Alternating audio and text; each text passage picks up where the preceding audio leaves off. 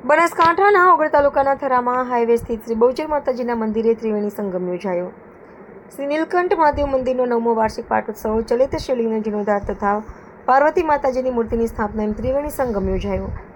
Trustee Kishorbhai Thakkar ઓગળ તાલુકાના મુખ્ય મથક થરામાં હાઈવે સ્થિત આવેલ શ્રી બહુચર માતાજીમાં મંદિરની બાજુમાં બિરાજમાન શ્રી નીલકંઠ મહાદેવ મંદિરનું 9 વર્ષ અગાઉ નિર્માણ પામેલ, જેની ધામધૂમપૂર્વક પ્રતિષ્ઠા કરવામાં આવેલ, જેને આજે 9 વર્ષ પૂર્ણ થતાં આજરોજ સંવંત 2082ના દ્વિતીય જેઠ સુદ આઠમને સોમવાર તારીખ 22/6/2026ના રોજ 9મો વાર્ષિક પાટોત્સવ, ચલિત શિવલિંગનો જીર્ણોદ્ધાર તથા પાર્વતી માતાજીની મૂર્તિની સ્થાપના એમ ત્રિવેણી સંગમ યોજાયો હતો।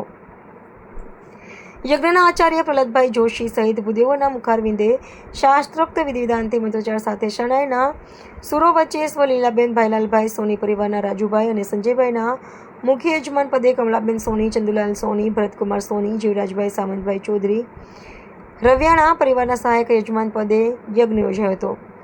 બપોરે 12:39 ચલિત શિવલિંગનો જીર્ણોદ્ધાર તથા પાર્વતી માતાજીની મૂર્તિની સ્થાપના સોની રાજુભાઈ ભાઈલાલભાઈના વરદ હસ્તે કરવામાં આવેલ। સાંજે 5 કલાકે નાળિયેર હોમી પૂર્ણાહુતિ કરવામાં આવેલ। ભગવાન ભોળાનાથની આરતી ઉતારી મંદિરના પૂજારી મુકેશ ભારતી, સોમભારથી ગોસ્વામીએ પ્રસાદ પીરસેલ।